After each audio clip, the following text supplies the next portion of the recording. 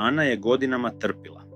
Trpila je nezahvalne šefove, ljude koji su je iskorištavali, a najviše trpila je samu sebe, jer nije imala hrabrosti reći dosta.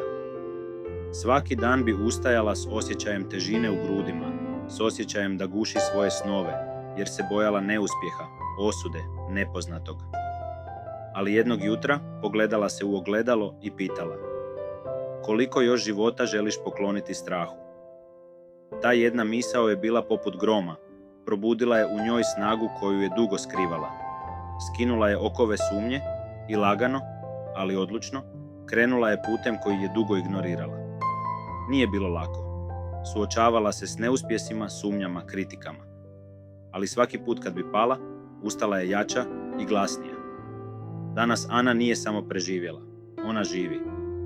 Ona ne dopušta da je išta ili itko sputava. Pouka. Nije sramota pasti, sramota je ostati na mjestu iz straha.